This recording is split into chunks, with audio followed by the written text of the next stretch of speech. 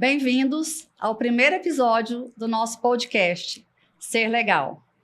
Eu sou Virgínia Moraes, advogada, e o objetivo do nosso podcast é trazer informação, conhecimento jurídico, novas possibilidades de enxergar a solução de conflitos fora do judiciário, trazer desenvolvimento humano e melhorias para o nosso ser humano.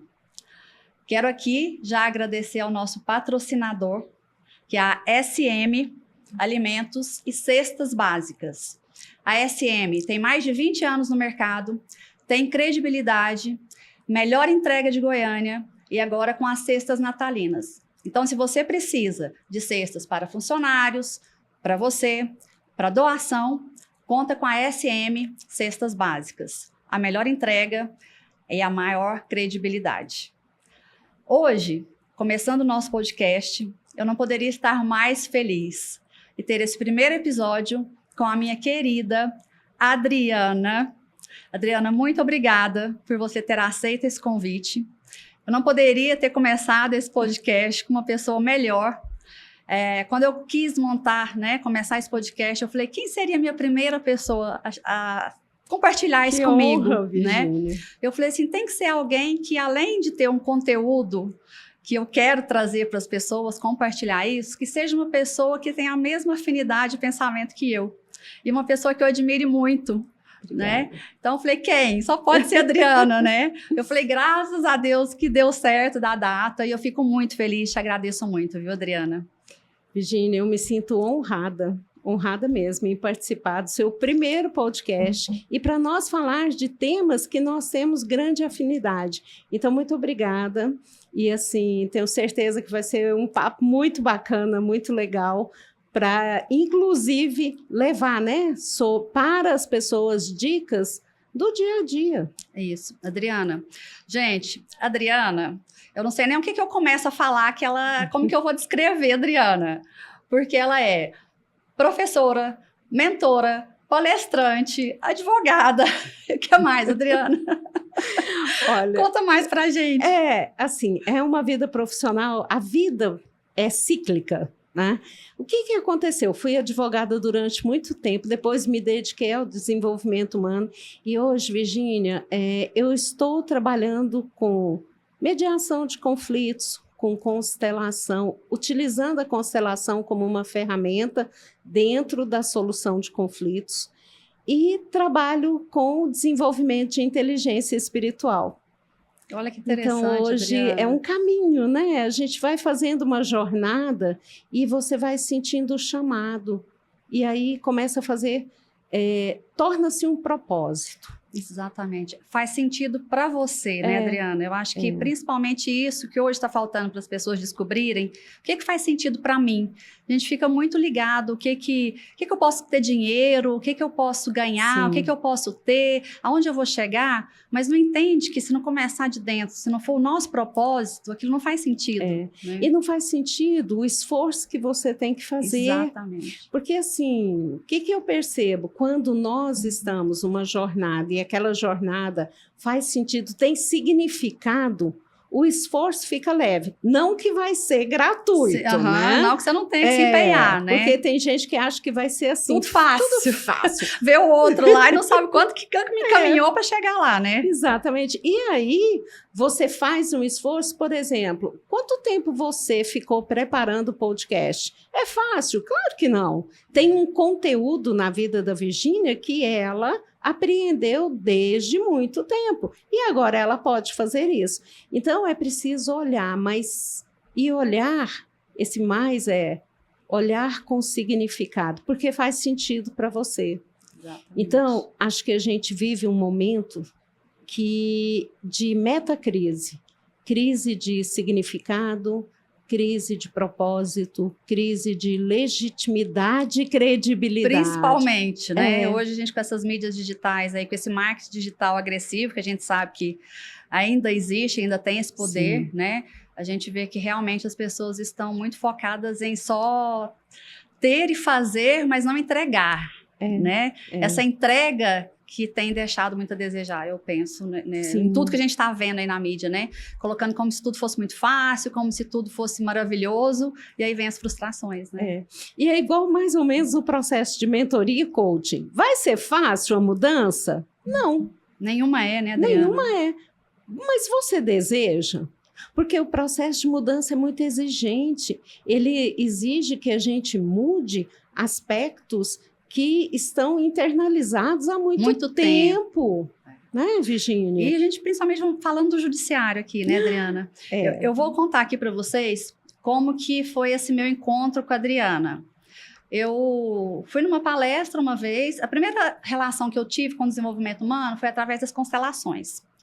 Eu conheci as constelações, me apaixonei pelas constelações e descobri um curso, né, um MBA em Excelência Humana. Pelo nome você fala, mas o que é isso, né? Excelência Humana, o que é isso, né? E fui numa palestra onde ia apresentar o que era o conteúdo desse MBA. E encontro essa mulher, com essa luz que ela tem, porque qualquer pessoa que chega perto dela vê que ela tem uma coisa diferente. E quando eu vi aquela mulher, daquela voz, assim, aquela tranquilidade, aquele jeito de falar, com autoridade, mais suave, falei, nossa, quando eu crescer eu quero ser igual a essa mulher.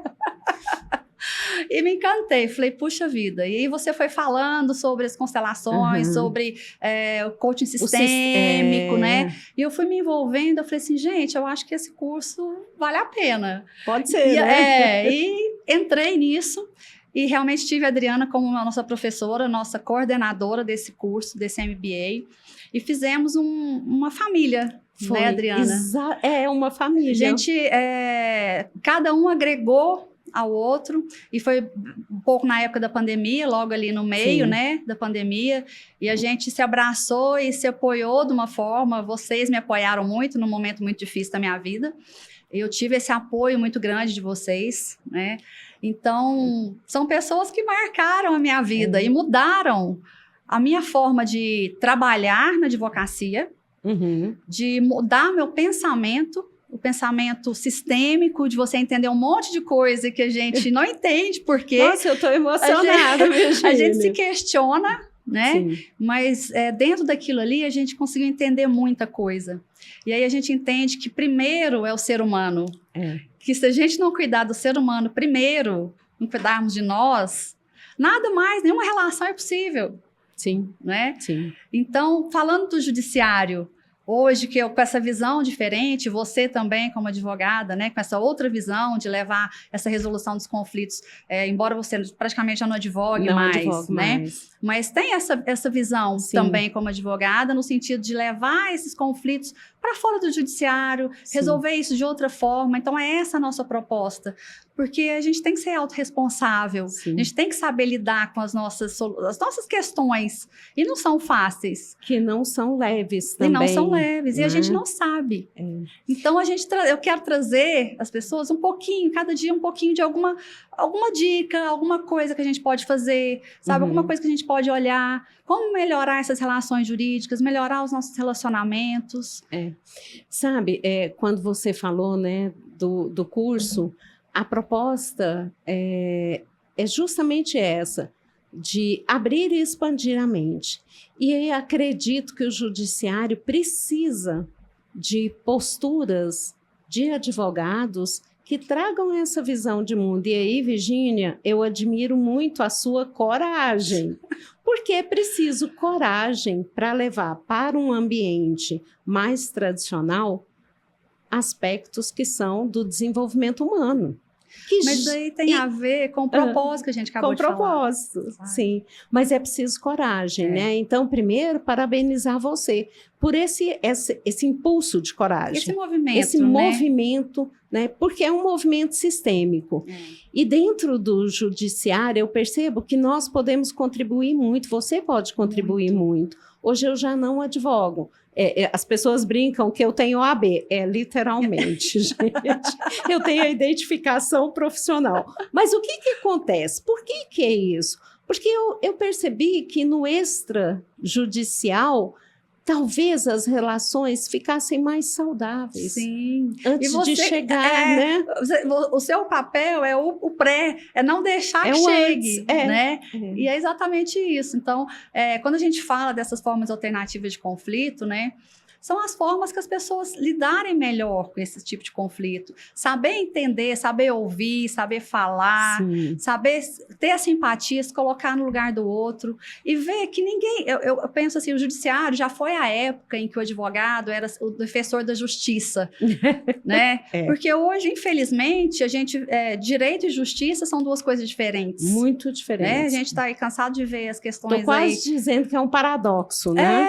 Porque a gente vê... Direito é uma coisa, justiça, né? Outra. Quantas coisas a gente vê aí, as maiores injustiças aí no judiciário, com as sentenças, né?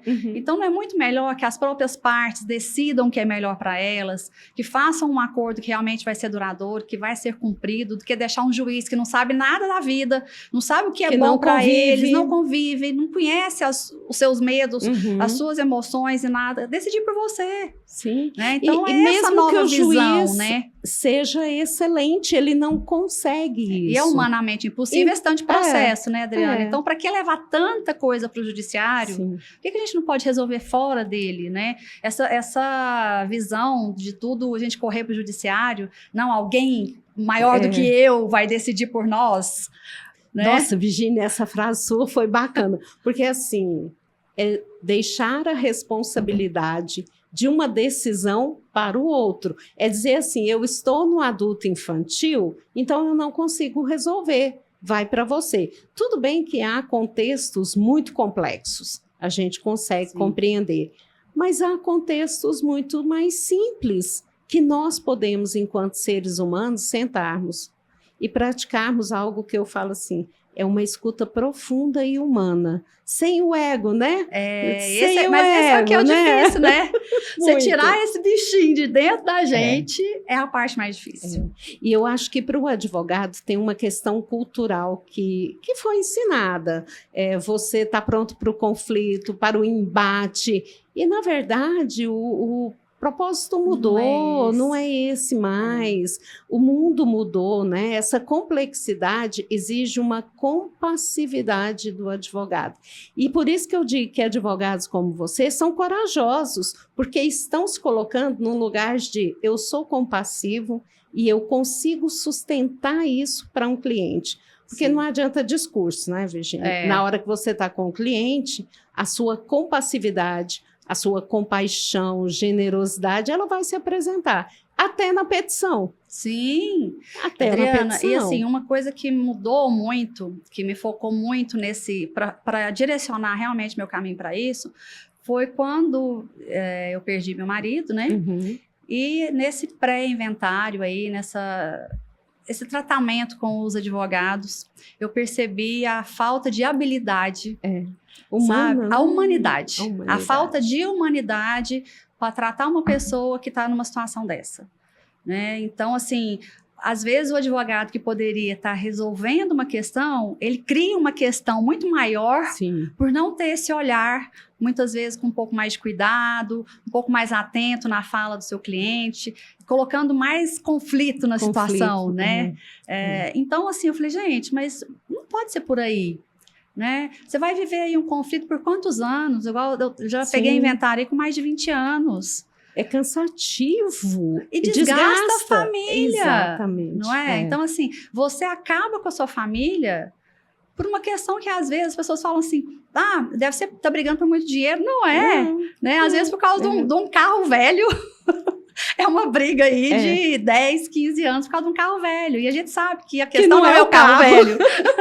Exatamente. Então, não o que, é o carro. que tem por trás disso? Isso. A gente precisa analisar. Né? Por que tá assim? E por que a família tem que se desestruturar? A pessoa leva a vida querendo amealhar alguma coisa, né? Quantos pais estão aí, trabalham tanto para juntar o dinheiro e dar uma vida confortável para seus filhos. De repente, parte e fica essa problemática. Os filhos não se falam mais, um quer matar o outro. Como é que fica esse legado? É real, né? É real, a gente vê isso todos os dias. Né? Como que fica esse legado, esse respeito, né? Então, isso entra um pouco também das questões sistêmicas, Sim, muito. né? Dos emaranhados, dos né? emaranhados. E eu falo assim, que nos emaranhados a gente tem que tirar os nós e construir laços.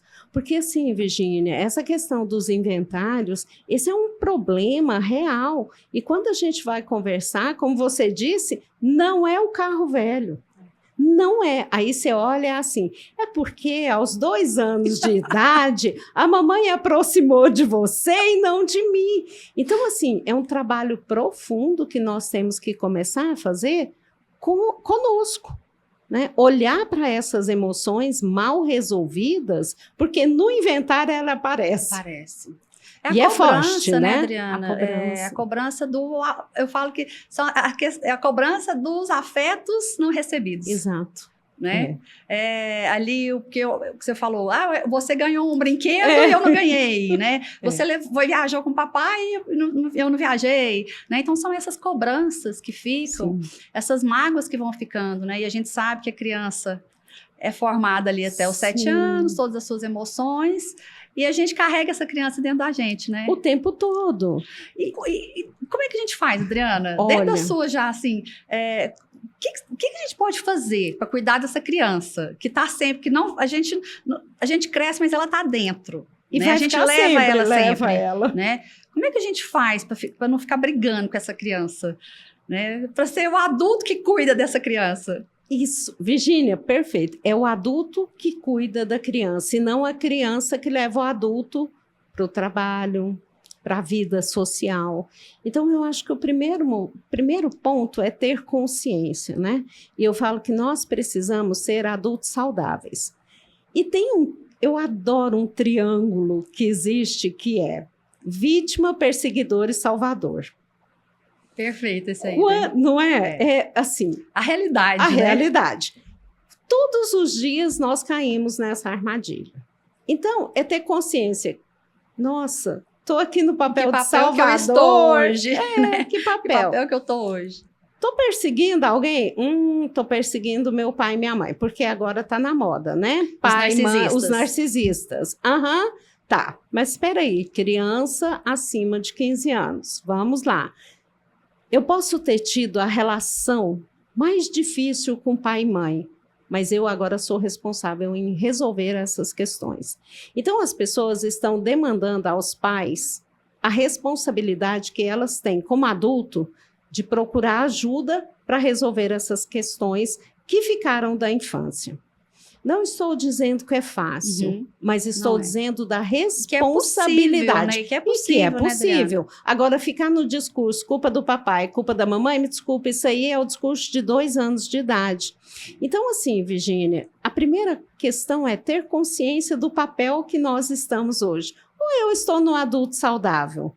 Porque o adulto saudável, ele sabe que eu, tu e nós temos contextos e vamos nos envolver emocionalmente, e eu preciso saber quais são as emoções, qual é a fonte da qual eu estou resolvendo a questão. É o meu ego? Vai ter problema.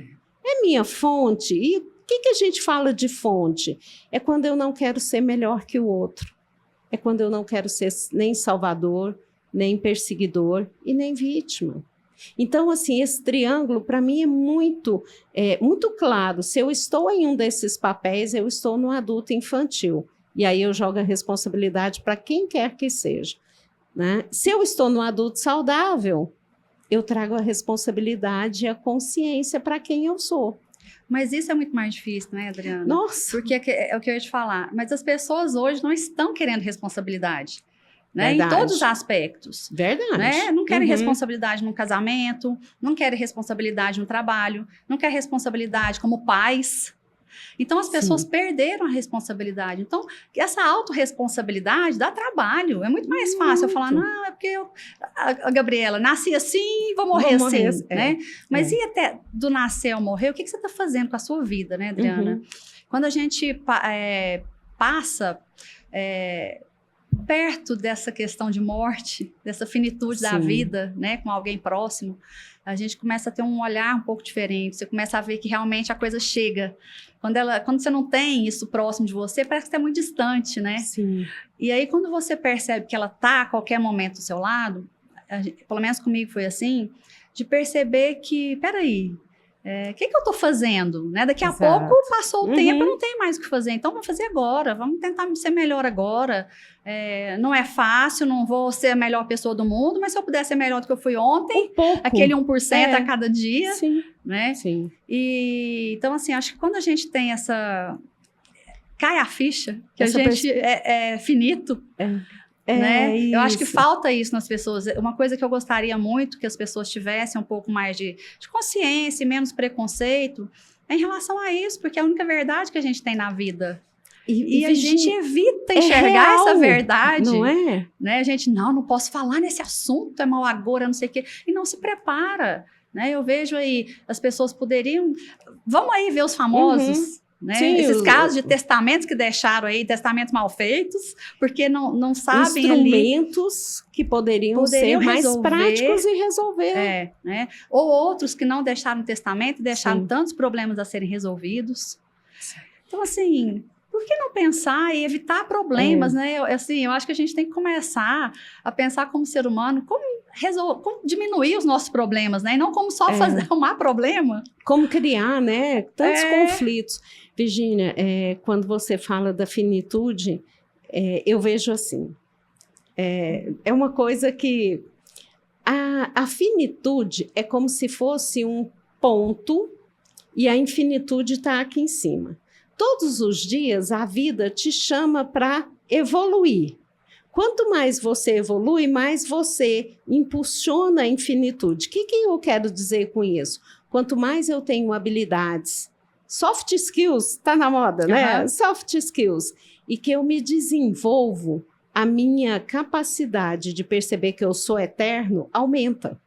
E aí, quando eu percebo que vai haver um fim para esse corpo aqui, mas que existe algo além, eu começo a me preocupar, porque não vai ser só essa vidinha aqui, não. Eu vou ter que me responsabilizar por essa consciência maior. Então, tem que ter um significado. E aí, vamos falar, então, já que a gente começou a falar nesse assunto, conta um pouquinho como é que é essa história sua aí, dessa sua questão espiritual, desse seu trabalho que você está fazendo agora. Me fala assim, um pouquinho, como é que funciona, qual que é o objetivo, o pensamento disso, como é que é? Tudo começou com a constelação, né? Quando eu tive contato com a constelação, deve fazer uns 20 anos. Tudo isso já? Tudo isso já. Eu olhei e falei, nossa... E a gente acha que é assim, 20 anos é novo ainda, né? Para esse tipo de abordagem. Mas eu achava que a gente acha que é pouco tempo, Pouco tempo, né? E eu tive o primeiro contato. E esse contato me mostrou que é possível nós criarmos soluções no sistema familiar ou organizacional que diminuam o conflito. Na época, eu pensava tecnicamente, né? Vamos diminuir o conflito, solucionar, e a constelação, ela traz essa clareza. O tempo foi passando, e a vida, eu brinco que você perdeu, né? O seu marido, e minha mãe esteve muito perto de uma passagem. Não está, não fez, Deus, né? Mas esteve perto. Isso foi me chamando a atenção. E outra questão é falar sobre propósito e significado. Gente, quando você fala de propósito e significado e que fica somente na parte técnica, fica abstrato demais, né? Você fala, tá, mas é só isso. Não chega, né? Não chega. E aí eu fui pesquisar, né? Como que a gente pode desenvolver a espiritualidade? Não a religiosidade, a espiritualidade. Mas como é que eu posso? E é o que você faz com muita... Mas excelência é levar essa espiritualidade em forma de habilidade para dentro de um processo. Então, eu fui olhar, como transformar a espiritualidade em habilidade e ação? e ação. Aham. Porque falar assim, eu brinco que Jesus Cristo, poxa, esse cara deu uma tarefa. Não, e ele deixou tudo, né? Tudo, E né? a gente não dá conta, né? Depois de tanto tempo. Ame seus inimigos. Oi? Peraí, tá difícil. Tá difícil. Mas como é que eu posso buscar algumas habilidades para que eu chegue nesse amor incondicional? E foi quando eu encontrei um trabalho de uma americana chamada Cindy, e ela transformou a jornada espiritual em 21 habilidades. E eu achei isso, assim, muito profundo. E é a possibilidade de você levar para o mundo, para o judiciário, para o mundo corporativo, é a espiritualidade de forma mais objetiva. Uma coisa mais palpável, digamos assim. Então, assim, vamos transformar a empatia em algo possível no dia a dia? E não essa empatia, se coloca no lugar do outro. Como? Eu tenho um pouco de receio dessa nomenclatura de falar que empatia é se colocar no lugar do outro. Eu acho que é impossível você se colocar no meu lugar, sendo que você não viveu o que eu vivi. Né? A gente até, nossa, imagina a dor que aquela pessoa está passando, ou por tudo que a pessoa passou, mas se você não viveu, você não sabe o que é. Né? E eu falo isso porque, assim, eu já acompanhava inventários, né? Pessoas... E a gente sente, claro que você sente, mas quando é na sua pele, a coisa é diferente. É diferente. Sabe? O seu olhar muda, são coisas que você não se ligava, que você não achava que era tão complexo, e aí você vai ver que é complexo, né? Então, quando é com a gente, é muito mais difícil. Então, eu fico pensando assim, como ter essa empatia, não é possível você se colocar no lugar do outro, mas é o se doar no sentido de falar assim, eu não consigo sentir o que você tá sentindo, mas eu respeito. O que você, né? Eu respeito essa sua dor. Validar, né, a dor. Né? E agora, Virgínia, tem um trabalho que antecede, e foi aí que eu fiquei encantada, a empatia. Como eu posso ser empático? Tá, primeira coisa, eu tenho que expandir minha consciência. Eu tenho que sair dessa zona de conforto de pensamento, de achar que a minha verdade é absoluta, que a forma de resolver questões diárias... Tudo é do meu jeito. Tudo é do meu jeito. Então, assim, olha só, é um passinho pequeno, né? Expandir um pouco a consciência, sair da minha zona de conforto, permite que eu seja empático com o outro. Como que eu faço isso no dia a dia? Eu brinco, tem algumas questões muito simples, mas simplérrima. Penteie o seu cabelo com a mão que você geralmente não usa. Passe por um caminho que você não faz todos os dias. É tão simples, não é? Sair um pouco do automático, né, Adriana? Exatamente. É o primeiro passo para sair do automático. Trazer a consciência, você quer trazer isso, né? Da gente sair do automático e começar a pensar em tudo que a gente está fazendo. Né? E outra, através dos 5 sentidos, porque sair do automático no subjetivo é difícil. Então, se você começar a sair do automático utilizando os 5 sentidos, visão, audição, olfato, gente, comer algo diferente... leva você para uma experiência que é sair da rotina. Nossa, e quem adora comer, então, adora uma coisa diferente. É uma experiência, né? Talvez são aquilo coisas que ali... te marcam, né? Que fica ali, ó. Experimentar um perfume novo, não, eu só uso o meu perfume a vida inteira. Tá, por quê? Né? Então, quando a gente começa a levar essa experiência de mudança, iniciando pelos 5 sentidos, provavelmente daqui a pouco você consegue trazer um pensamento novo para o seu dia a dia. Melhorou o seu nível de evolução, seu nível de consciência. Eu sou capaz de entender melhor a Virgínia. Quando ela falar que ela está sentindo tristeza, eu não vou falar, para de mimimi. E eu vou começar a falar, olha, existe um campo aí, uma experiência que eu não sei o que é. Não estou entendendo, né? Não estou entendendo. É o primeiro questionamento. Então, é um passo de cada vez. Se a gente começa assim, nós vamos incorporando mudanças no dia a dia, aí eu sou capaz de entender o outro. Não porque eu vou me colocar no lugar da Virgínia, mas porque os meus filtros diminuíram. E o julgamento, né, Adriana? Ai, a voz do julgamento é terrível, né? E isso a gente aprendeu principalmente com a constelação, né? Constelação não, né? E como a gente acabou de falar aqui com Jesus Cristo, né? Não julgueis para não ser julgados. Exatamente. E a gente não consegue o tempo todo, a gente está julgando, né? E a gente acha muito simples quando lê na Bíblia o que ele falou. Agora, põe na prática, né? E aí essa espiritualidade vai ensinando e nos ensina a ampliar. Sabe, cada vez que eu me aproximo mais da perspectiva de que eu sou espírito e não matéria, eu consigo entender melhor o outro, porque aí eu tenho compaixão. Eu sei que isso aqui não é real. Né? Tem uma pergunta que eu gosto muito de fazer para mim mesmo. Isso importa de verdade? Isso é muito importante, Adriana, principalmente quando entra meu ego. Eu quero ser, eu quero.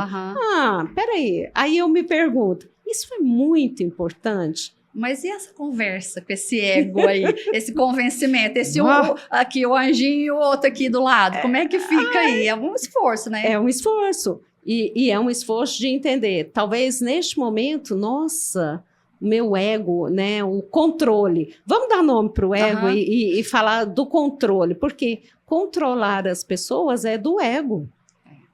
Deixar fluir, deixar ir, é da fonte. É difícil, né? É difícil, né? Eu tenho esse defeito, assim, de querer ser meio controladora, de querer que as coisas saiam daquele jeito, né? Aí quando não sai daquele jeito, fala, ai meu Deus, e agora? E agora? Né? É porque a gente talvez queira se preparar, né? Tá preparado e a gente não tem como se preparar. Não. O destino sempre tá ali fazendo coisas que vai te tirar do seu conforto ali, né? Porque é assim que a gente cresce. Né? E é preciso planejar. Né? Alguém que vai nos ouvir. Assim, né? Eu nada que eu planejo. Mas eu sou a favor de planejar, gente. Tem que fazer planejamento. Mas né? tem que fluir. Mas tem que deixar fluir. Porque agora às vezes não é aquilo que você planejou que vai sair, né? Exatamente. E outra, são dois paradoxos: planejar e fluir. Gente, isso é polaridade? E a gente tem que entender que nós nos movimentamos nessa polaridade. Em algum momento eu vou planejar, depois eu vou fluir, e nem sempre vai ser da forma que eu quero, porque nós temos influências dos nossos sistemas e dessa inteligência maior que ela sabe exatamente o que é preciso, né? O que é preciso. O ego faz o quê? Diz assim, eu preciso fazer isso, e vai ser dessa forma. Vem essa inteligência maior, que a gente pode até chamar de Deus, e fala assim, então, tem um outro propósito ali, sabe? Eu vou te convidar para isso. Então, assim, eu acredito muito que nós estamos numa época que a nossa consciência requer essa fluidez. Entender que a polaridade existe, saber fluir na polaridade. Em alguns momentos eu preciso ser mais flexível, em outros eu vou ser mais rígido e estar bem com isso. Não escolher um lado. O que as pessoas querem escolha um lado. Sim. Ou espírito ou matéria. Cara, não dá, tem jeito. Né? São duas coisas que, assim, as duas têm que andarem juntas, né? Porque a gente está aqui nesse momento, mas estaremos no outro momento de outra forma. Sim. Então, cuide dos dois. E aí vem, eu preciso trabalhar, ganhar, preciso desfrutar. Não adianta a gente falar, vida. Assim, eu também acho muito hipócrita isso, a gente falar que não é importante, essa parte não é importante, né, Adriana? Claro que é. Claro que né? Todo mundo quer conforto, todo mundo quer viver bem, isso é óbvio, Sim. mas isso dentro de um limite, né, saudável. Sim. Como eu ganho esse dinheiro? Como eu me relaciono? Né? O que eu faço né, com as pessoas tendo esse dinheiro? Exatamente. Então, não é não ganhar. Quando a gente fala em inteligência espiritual, e acontece isso, né? Primeiro já acha que assim, tem que abrir mão de tudo que é terreno, né? Não é. Muito pelo contrário. O paradoxo é esse. É utilizar a matéria de uma forma espiritual. E aí... Ixi, aí é complicado, É complicado, mas o que você faz que você pode... E aí eu admiro esse trabalho seu, porque é um trabalho que você se sustenta com ele, mas qual o benefício para muitas outras pessoas? Evitar muitos conflitos que muitas famílias se desfaçam. Sim. Né?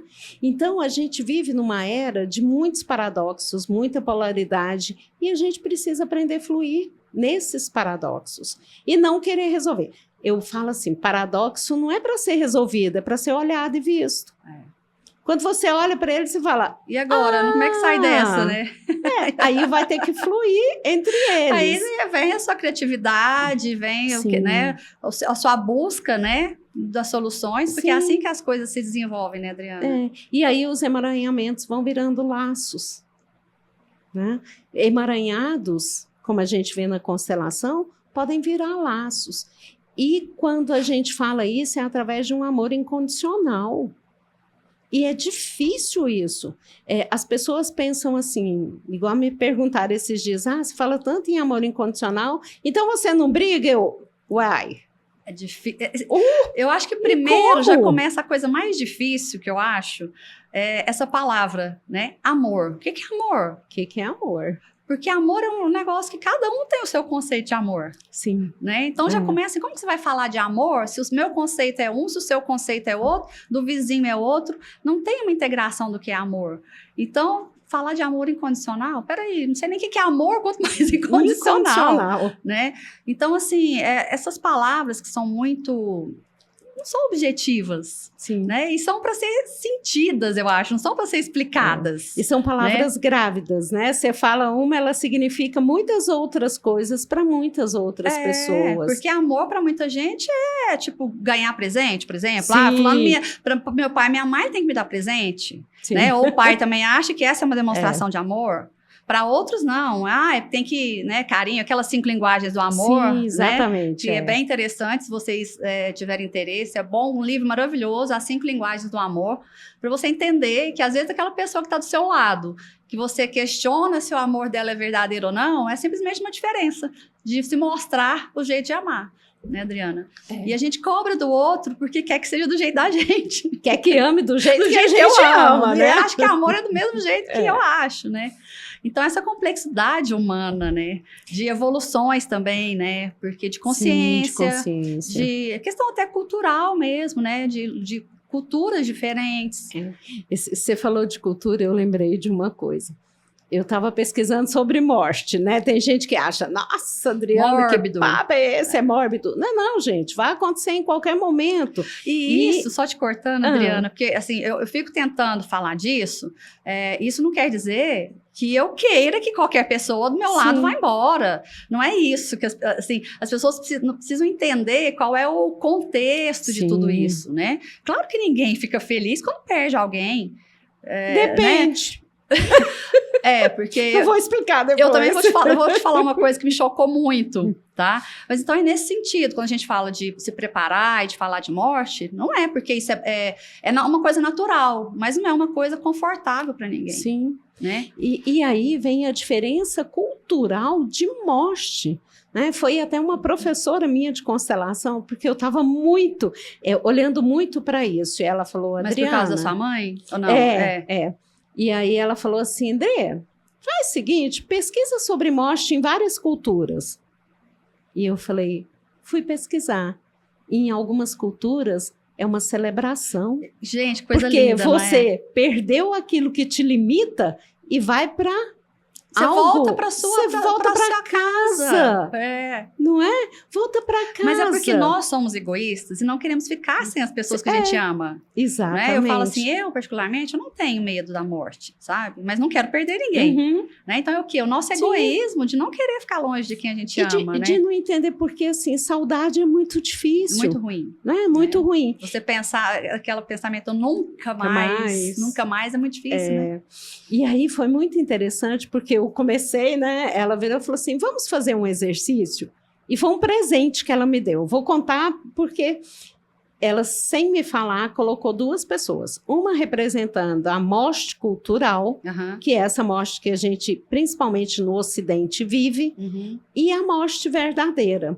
E ela falou assim para mim, agora caminhe para o lugar onde você acredita que é bom.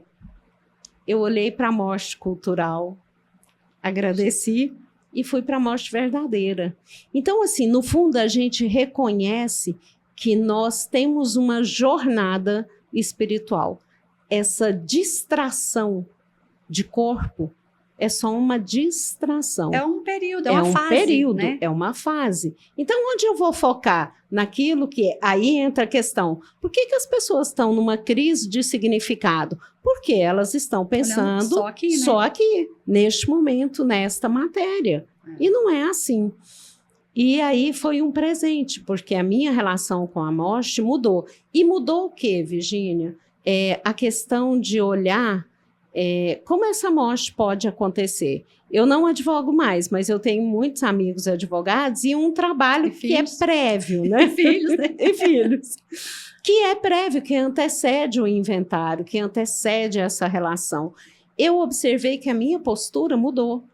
Porque quando a gente chega alguém e fala de inventário, e eu não faço isso mais, mas a minha intervenção é diferente. Porque eu falo, o que você quer para esta vida, mas o que você quer para essa jornada eterna? Porque, cara, você vai conviver com essas pessoas. Se você está achando difícil aqui, morrer não... Imagina se não resolver aqui, ainda tem que vir de novo, né? Então, né? Resolve logo aqui, vamos economizar, né? Isso. E aí a pessoa começa a pensar, eu falo, olha, não para aqui. Você vai conviver com seus irmãos, com a sua família, com seus tios. Então, eu percebo assim, que quando a gente começa a entender sobre esse assunto e a diversidade desse assunto e traz o infinito para essa conversa, as conversas ficam mais profundas e você tem a oportunidade de ajudar melhor. E ficam mais profundas, mas ficam mais... profundo, mas eu acho que fica mais leve também. Porque começa a ser pensado. Deixa de pairar aquela nuvem negra em cima daquele assunto, né? Então, assim, eu aprendi uma coisa, depois de tudo que aconteceu, eu, assim, de tempos em tempos, eu chamo meu filho, tá? As coisas estão assim, assim, assado, tal, sabe? Tem algumas coisas que, às vezes, ficou ali mal resolvido. Fulano, vem cá, sabe? Eu aprendi que a gente não deixar, sabe? Não deixar para depois, porque esse depois às vezes não chega, né?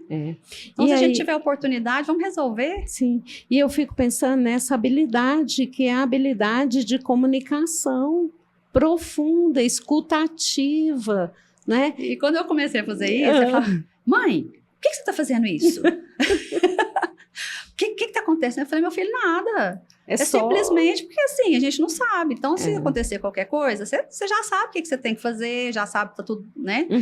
O que proceder. Mas não está acontecendo nada. É uma coisa normal.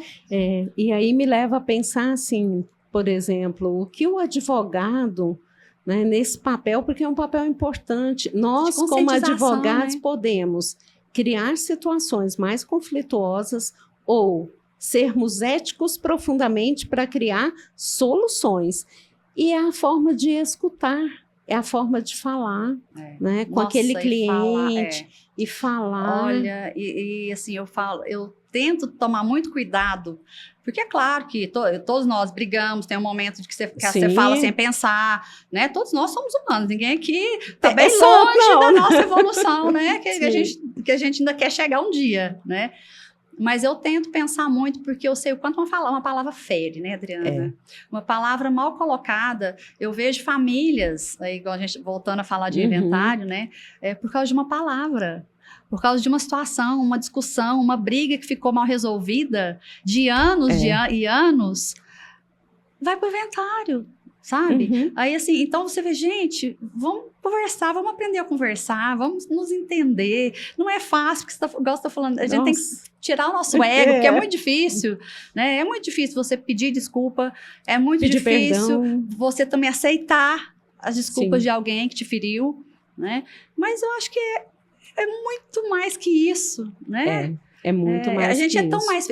A gente não está fazendo bem para o outro. Quando a gente começa a enxergar que a gente está fazendo bem para a gente, quando a gente abre mão disso, de carregar esses pesos, deixa para lá, né? A vida, nossa, fica tão melhor. E é literalmente deixar de carregar o peso. Tem uma mulher que escreveu um livro que eu me apaixonei pelo livro, chama Ame. Gente, Adriana, ela ia dar aula ela falava, o livro do fulano tal, no capítulo tal. Eu não sei como que essa mulher tem tanto livro na cabeça. Eu não sei como é que você dá conta de gravar tudo isso. Mas eu não sei se eu tô assim mais, não.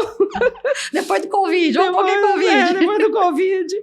Mas assim, é um livro que chama Ame a Sua Realidade. É uma mulher que entrou numa depressão profunda e um dia ela estava deitada no chão e ela teve assim, sabe, a gente pode chamar de Espírito Santo, dê o nome que quiser, mas ela recebeu uma mensagem e ela se reergueu na vida e escreveu a respeito disso.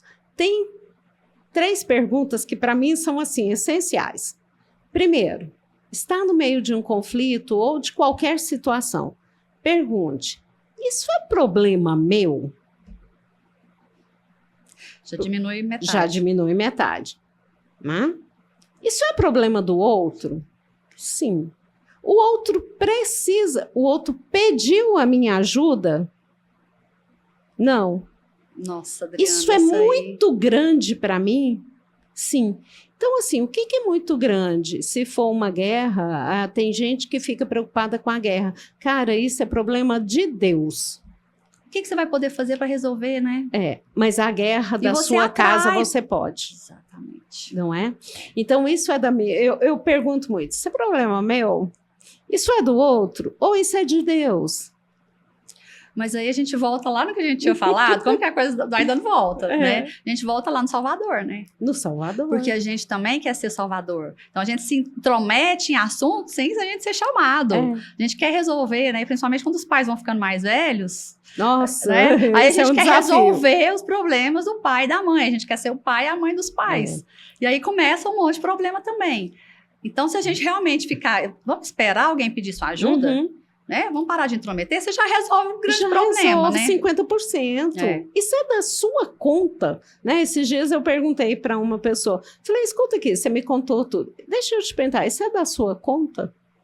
A pessoa ficou olhando para mim, não é da conta dela. Se não é da sua conta, por que você quer interferir envolvido nisso?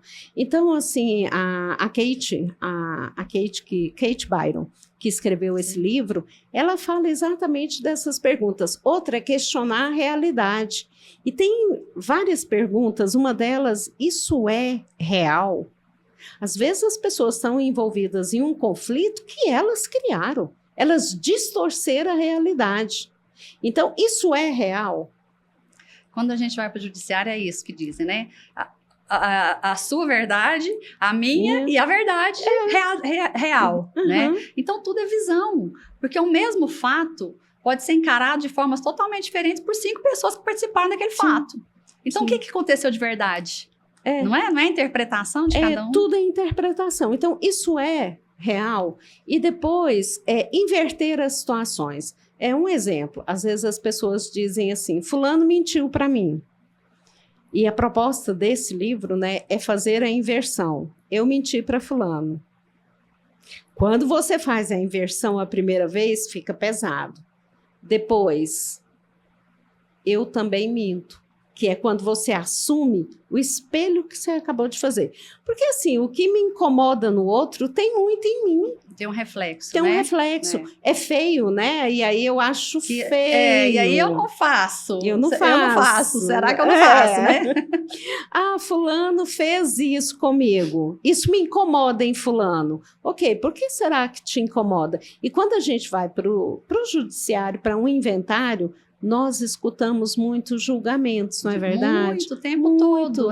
Esse é o grande problema, porque está sempre um julgando o outro, né? Porque o problema é sempre o outro. Sempre o outro. E aí, quando você começa a dizer para o outro, olha, quem sabe tem muito de Paulo em Pedro, né? A pessoa começa, pelo menos ela questiona. Né? Entender o outro, né? O motivo do outro, né? Por que o outro está pensando daquela forma? Exatamente. Porque às vezes um nem imagina por que o outro está pensando daquele jeito, porque não conversa. Nem sabe por que está daquele real, jeito, né? Não é real. Desse jeito. Então, assim, eu acho que a gente pode hoje ter algumas perguntas, começando, isso é meu? Isso é do outro ou isso é de Deus? Porque nós achamos que somos grandes para resolver problemas grandes. Nós somos pequenos. E a gente perdeu uma noção de hierarquia, confundiu hierarquia com uma hierarquia autoritária. Autoritarismo com... Existe uma hierarquia do universo que essa inteligência maior sabe o nosso caminho. E nós não aceitamos isso. Nós queremos que tudo seja do nosso jeito.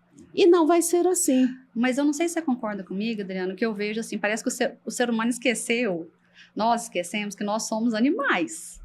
Nós fazemos parte de um contexto, Sim, né? E a gente se acha como se nós estamos acima de tudo isso, né? Só porque a gente diz que é racional, né? Que somos seres racionais, né? Que se a gente for analisar bem, eu não sei muito bem quem que é o racional ou não, né? Porque eu com a minha cachorrinha lá, tem hora que eu acho que ela é muito mais racional do que eu. Né? Mas assim, a gente se coloca num lugar como se nós fôssemos o dono do mundo, e não um complemento, uma parte daquilo, né? Então, quando a gente começa a se enxergar, nós fazemos parte, tem todo um contexto, e eu sou uma partezinha, eu não sou a melhor parte, eu não sou a maior parte, abaixa a bola, abaixa no ego de novo, né? E eu acredito, porque assim, se nós olharmos, nós somos pequenos, e ao mesmo tempo grandiosos, mas nós somos pequenos e a gente estamos precisando ter a consciência disso que você falou, nós somos apenas parte, nós não somos o todo.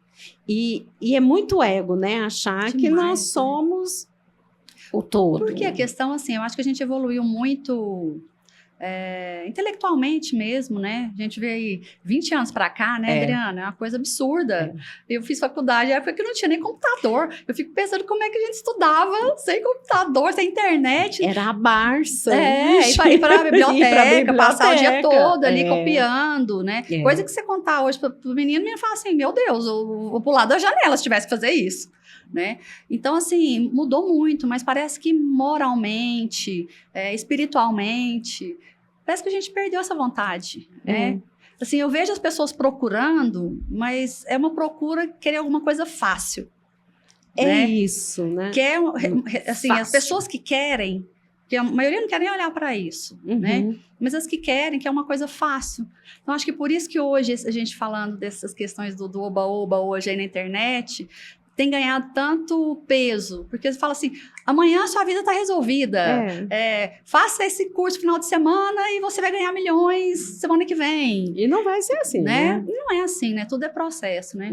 Então, eu fico pensando, falo, gente, como é que faz para equalizar isso, né? Tanta evolução ali intelectual, realmente você colocar...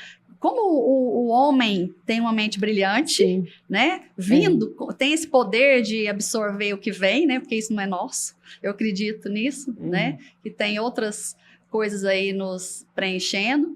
E não consegue evoluir com quem está do seu lado, com quem é igual a você. Tem um autor que eu sou apaixonada nele, no Ken Wilber. Ele fala que nós estamos querendo ver o mundo através de 3 olhos, e que às vezes nós erramos o olho. Ele fala que o olho da carne, que são os 5 sentidos, o olho da mente, que é essa parte cognitiva e intelectual, e o olho espiritual.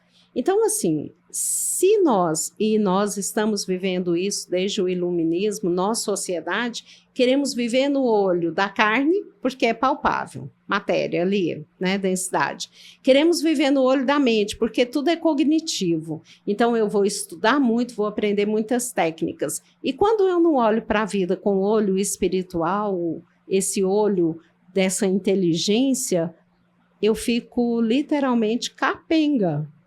Porque aí eu começo a dar... É o tripé. Eu começo a dar importância à matéria, aos 5 sentidos. É só o que eu estudo, é só o que eu vejo.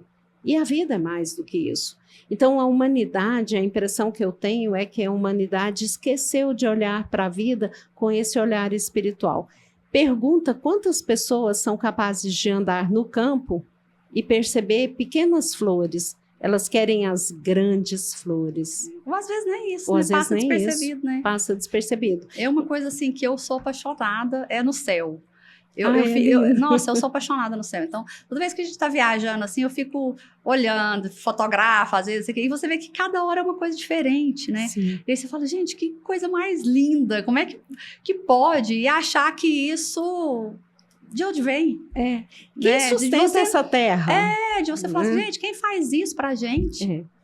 E aí, Virgínia, é reconhecer a grandiosidade, saber que a gente é pequeno para resolver algumas questões.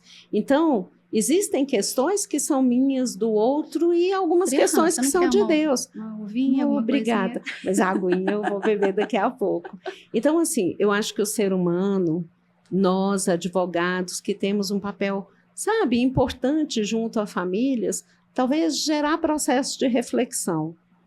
Né? Ser capaz de pegar uma família, atender uma família em conflito e fazer com que ela tenha uma possibilidade de paz, Sim. de reconciliação. E também não é uma coisa, Adriana, dentro dos casos que eu já atendi, por exemplo, não é uma coisa que você faz isso em um mês. Ah, não. Né? Então, assim, é um processo, porque um dá um passo, aí até que o outro dá, e de repente aquele deu um passo, aquele ali já volta atrás. Uhum. Então, assim, é uma coisa que realmente demanda tempo, demanda vontade, né? Sim. E demanda esse propósito, sabe?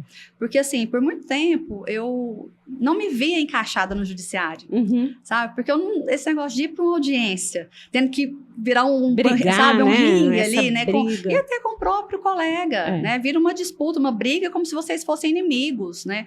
Que não tem nada a ver. Então, aquilo sempre me incomodou muito, sabe? Essa forma, né? E pensei muitas vezes em também largar. Falei, não é pra mim, né? Tanto que eu demorei muito a começar a advogar, né? Formei muito tempo, depois, muito tempo que eu fui advogar. Porque eu achava que eu não me encaixava nisso, né? Quando eu descobri essa outra possibilidade, eu falei, gente, junta as duas coisas que eu gosto. Desenvolvimento humano, que é gente, entender gente, né? E cuidar dessa parte de solução de conflito, todo o melhor dos mundos, né? Só que, assim, é um caminho a ser traçado, né? Mas aí é o que te faz o coração feliz, bater, entendeu? né? É aquilo que você fala assim, não, realmente fazer a diferença, né? Falar assim, eu tô aqui para fazer alguma coisa. E olha, Virgínia, que nós estamos falando, as pessoas não se confundam que um advogado que segue esse caminho, ele não sabe o devido processo legal. Muito pelo contrário, ele domina esses aspectos, mas ele acredita que existem outras possibilidades. Sim. Porque eu já ouvi gente falar assim, não, essa advocacia é uma advocacia menor. E na verdade não né? Não é, porque, gente, o advogado que se propõe a fazer esse trabalho, ele muda completamente o modelo mental dele para fazer o trabalho. Então, é uma postura totalmente diferente. E aí, você falou sobre o outro colega, né? Nós precisamos mudar esse modelo mental do advogado combativo. Mas isso e do advogado que traz para ele. Não é uma mudança que tem que ser feita nas faculdades, né, Adriana? Também. Porque, assim, até essa questão, já há quanto tempo que está aí essa questão dessas multiportas, de resoluções de conflitos multiportas no judiciário, e as faculdades, por exemplo, mediação, eu acho que é optativa ainda hoje. É optativa, em algumas sim, em algumas, né? Então, assim, não tem essas resoluções alternativas. Então, a pessoa já sai com aquilo daquele jeito mesmo. Então, até que ele busca isso, é uma maturidade que exige um tempo. Sim. Né? Então, assim, é uma abordagem que as próprias faculdades têm que começar a pensar.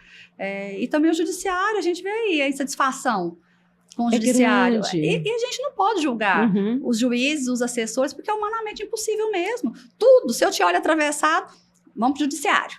Né? Alguém resolve por nós. Então, qualquer coisa é levada para o judiciário. E não precisa ser assim. As pessoas são adultas, né? Exatamente. Nós precisamos de pessoas adultas assumindo as suas responsabilidades e até a responsabilidade de dizer, eu não consigo resolver isso, ou eu não consigo perdoar ajuda, né? O fulano. Porque, assim, a impressão que eu tenho o juiz entra, dá uma sentença, e aí eu não assumo nada. Inclusive, mais eu não assumo, confortável. A minha incapacidade de perdoar, a minha incapacidade de ser mais compassivo. Não, ele mandou, então eu vou fazer porque ele mandou. Mas eu não consigo dizer assim, vamos supor para um irmão, né? eu não consigo te perdoar neste momento. Uhum. Isso é duro. Assumir isso é duro. Né? Mas é naquele momento, né? Talvez é naquele momento. Naquele momento. Talvez daqui 6 meses eu consiga. Então, assim, eu acredito que a autorresponsabilidade, saber quem você é, saber das suas limitações. A gente tem que parar de achar que nós somos seres muito grandiosos e perfeitos e olharmos para a nossa sombra. Né? Tem dia até onde a gente consegue ir também, né? O que é possível. Né? O que é possível. Hoje eu consigo fazer isso. Pode ser que amanhã eu consiga muito mais, mas hoje não. Eu, assim, uma coisa que eu também questiono muito é se... Aquilo que dizem, você pode ser o que você quiser. Eu fico, será que a gente pode ser o que a gente quiser mesmo? Talvez até possa, mas a que custo?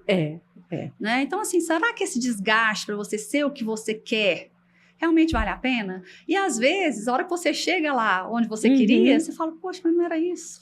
Não era bem isso, né? Quantas vezes você muda de ideia, porque fala, é uma ilusão, né? Você está numa ilusão, não é aquilo. E aí, de repente, fala, não, parece que não era bem isso. Né? Pois é. Virgínia, você me fez lembrar de uma questão minha. Eu achava que todo mundo tinha que ser super livre. Eu buscava liberdade sempre. Um dia, num curso de constelação, eu pego uma frase do Bert Hellinger, que é uma ilusão a gente achar que é livre. Porque nós estamos em tantos sistemas que os padrões da nossa família, da sociedade, do país que a gente vive, conduz a nossa vida, nos impede. Então, nós não somos seres tão livres assim. E a gente só consegue liberdade quando você tem consciência, inclusive, desses padrões que estão te amarrando. Para sair deles, isso é liberdade. Né? Para sair deles, né? E não para ficar repetindo, exatamente. Né? Então, hoje, quando eu escuto, né, as pessoas falam muito assim, eu quero ser totalmente livre. Ai, que ilusão. Você fala assim, o que é livre para você, né? Porque tem padrão aí inconsciente. Mas sabe o que eu penso? Que você é sagitariana, não? Não, eu sou libriana. Porque é sagitariano que tem essa senso de liberdade. Eu sou sagitariana, né? Então, mas eu acho que é um pouco mais essa questão de liberdade, é mais pela não responsabilidade do que pela liberdade em si, né? Porque, assim, a liberdade é o quê? É fazer as coisas que eu acredito sem medo do julgamento, né? Ser o que eu acredito, que poucas pessoas têm coragem de fazer. Né? Todo mundo tem medo do julgamento. Eu acho que não existe ninguém que faça, eu não tô nem aí. Em menor ou maior grau, você se importa, né? Ou seja, com o seu filho vai pensar, com a sua família, ou com a sociedade, em algum grau você se importa, né? Eu acho que às vezes tá mais no sentido, tipo assim, não quero responsabilidade, então não me cobre que eu quero ser livre. E não é verdade, né? Eu acho que quanto mais a pessoa pensa que ela é livre, menos consciente ela porque esse emaranhado. Agora, liberdade, como você falou, exige responsabilidade. Eu sou livre nas minhas escolhas. Eu sou livre. Aí, nas consequências nas também, né? Nas consequências. E tem gente que acha que pode fazer o que quiser, que depois não vai ter. Eu brinco muito, né? Você planta, você colhe. Você plantou flores, nascerão flores. Você plantou espinhos, você vai colher espinhos. Então, assim, existe uma ilusão, não sei por que hoje em dia, de que eu posso fazer o que eu quiser, que a consequência vai ser o que eu quiser. Não, a consequência não é o que você quer. A consequência é muito maior do que aquilo que você quer, porque é o que você plantou. Mas eu acho que isso está muito, muito em cima também do que a gente vê no judiciário, Adriana. Não é? Porque é isso. Quantas vezes a gente fica assim, meu Deus, mas a pessoa fez isso, e tá aí impune, não acontece nada. Então, é como se o crime compensasse, né? Mas tem outras formas, são outras consequências, né? E muitas vezes até mais graves, emocionais, familiares e de uma série de outras coisas que não aquilo ali mesmo, né? Talvez aquilo ali seja até pequeno se a pessoa fosse passar por aquilo. É verdade, Virgínia. Né? É pequeno porque são consequências que nem sempre são tangíveis. É ele com ele mesmo, né? E às vezes as pessoas que estão em volta não sabem, Acho que tá tudo bem e não é. Então, assim, eu acredito muito que o judiciário, a advocacia, ela vem se transformando, mas nós precisamos cada dia mais de advogados éticos, de pessoas que saibam, assim, é muito romântico, né? Tem dia que eu falo, você é romântica demais, eu Adriana. Eu acho que você é igual eu, assim, ainda tem aquela ilusão, né? Aquela coisa de meio que mudar o mundo, achar que muda o mundo, sei lá, né? Mas não é mudar o mundo. Que contribui, né? É querer contribuir de alguma forma, né? Mas eu lembro do juramento do dia da minha formatura. Cara, eu não fiz aquilo brincando. Eu me comprometi com aquilo. E aí eu fico pensando, quando a gente se compromete com aquele juramento profundamente, a gente se compromete na vida com um propósito maior. Então, talvez resgatar, sabe, esse propósito maior que não é de combater, porque naquele juramento não fala isso, né? Não fala. Fala de nós sermos justos. Né, de buscarmos esse aspecto.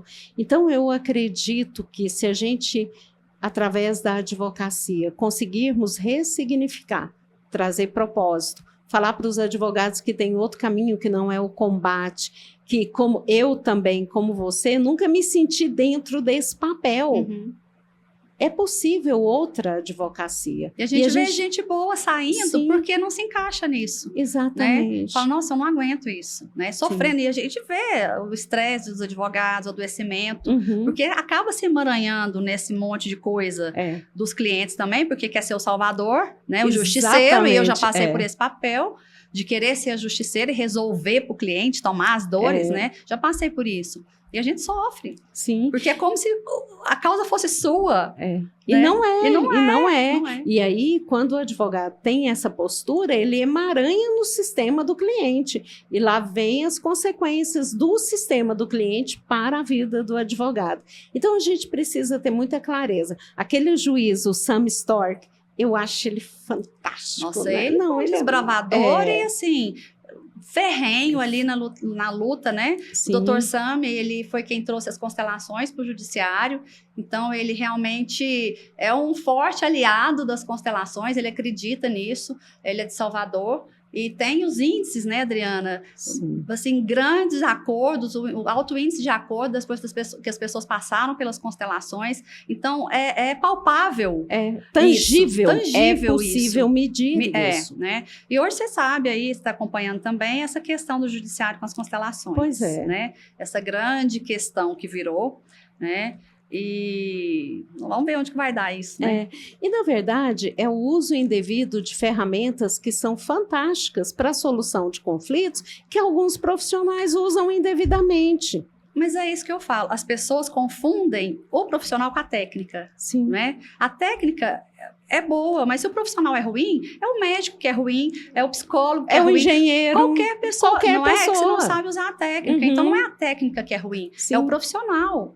Então, em várias profissões. Ficou, mas assim, eu acho que também tem o ego do judiciário nesse ponto né? De tirar esse papel do juiz, julgador e de que eu decido, para trazer isso de uma forma para as partes, né? Enxergar de uma outra forma. Porque o judiciário, essa coisa engessada, tem muito ego ali dentro. Sim, né? Sim. E você me fez pensar... a gente precisa ter, não é nenhuma cultura de ressignificação no judiciário e nós, na nossa profissão. Porque se os advogados mudarem de postura, uma pessoa que muda de postura reverbera no sistema. A gente precisa de regenerar. E para regenerar, nós precisamos de um modelo mental diferente desse que nós temos. Não que também a gente não precise... desses advogados também combativos, Sim. né, Diana? Não é querer mudar, falar não, então vai todo... E também não é ser... As pessoas confundem um pouco quando a gente fala de uma advocacia humanizada, no sentido que o advogado bonzinho, psicólogo, isso não tem nada a ver com isso. Não. Né? É uma simples forma de olhar a pessoa dentro de um contexto das suas, que você falou, das suas limitações, das suas emoções, do ouvir, do ajudar a se comunicar. Sim. São essas ferramentas, É. né? Então, os combativos também Tem são seu necessários, lugar, né? né? Tem seu Porque lugar. tem momentos que realmente tem causas que precisam realmente desses advogados. Então, assim, tem espaço para todo mundo, mas tem uma parte que não precisa ser assim. Então, por que não ser de outra forma? E mesmo o advogado combativo, né? Se ele tiver um modelo mental diferente, crenças menos egóicas, né? Ele vai ter uma postura diferente mesmo no combate, né? Mesmo sem levar isso para ele, né? Sem emaranhar com o cliente, achar que ele vai fazer, a questão é comigo agora, né? Deixa que bate no meu peito e eu resolvo. Eu já fui dessa, tipo assim, deixa que eu resolvo. Isso, aí me vem a pergunta, né, que ultimamente eu ando fazendo. Isso é da sua conta, Adriana? Então, nós precisamos, e tem um espaço para todo mundo. As pessoas, às vezes, dizem assim, puxar o meu tapete. Isso é real? Sim, às vezes puxaram. Mas será que aquele lugar era o meu? Porque nós temos um lugar e quando nós estamos no nosso lugar, nós ficamos muito à vontade. Quando eu não estou no meu lugar, eu preciso brigar com todo mundo para dizer, esse é o meu lugar. Provar, né? Provar. Então, peraí, você está provando muito que aquele é seu lugar? Talvez caiba uma reflexão sobre, é meu lugar de verdade? É este o lugar que eu deveria estar?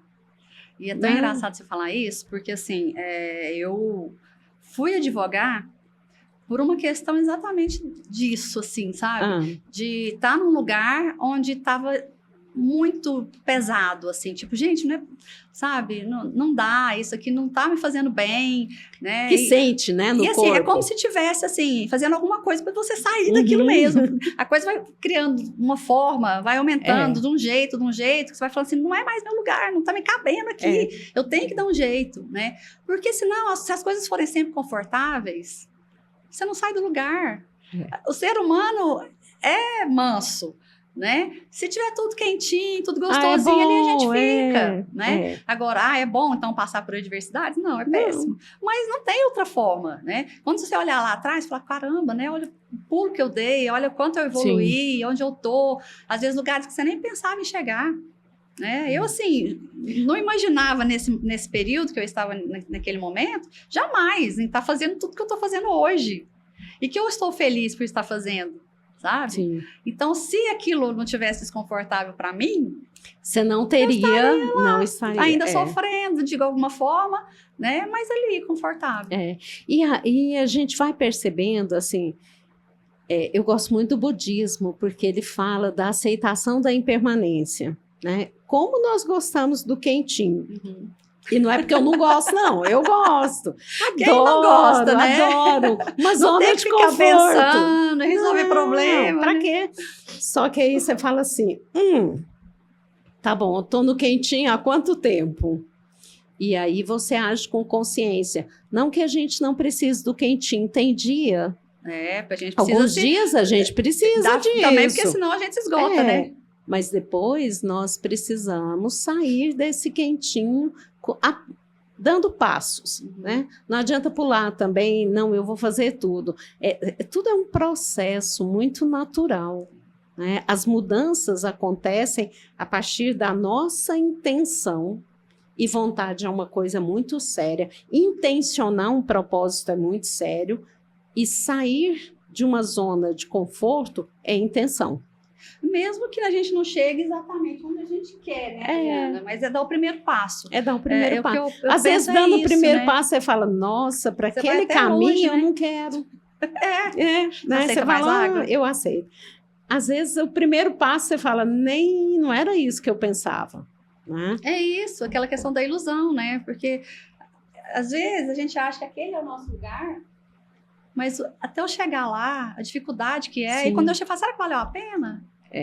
Não é mais isso. Não é mais isso. E assim, eu vejo, aconteceu comigo há muitos anos atrás, o primeiro livro, foi até a Lúcia Kratz e eu que escrevemos sobre o aprendizado vivo, outdoor training, que hoje eu já nem faço mais. Mas eu lembro que no lançamento do livro, é muito emocionante, ou não é? Nossa, demais. É maravilhoso. Falar nisso, Tá aqui o meu livro para te dar de Olha, presente, tá? Você ainda não tem, né? Eu não tenho. Ah, mas eu quero autógrafo, Claro, por favor. a gente vai autografar. Gente, é muito... Olha, só quem lançou um livro sabe o tanto que esse filho é importante. É demais, nossa porque é uma senhora, gestação. É um orgulho. E um você orgulho. pensar que seus netos vão ter alguma coisa que você criou, sabe? É bacana isso. É legado.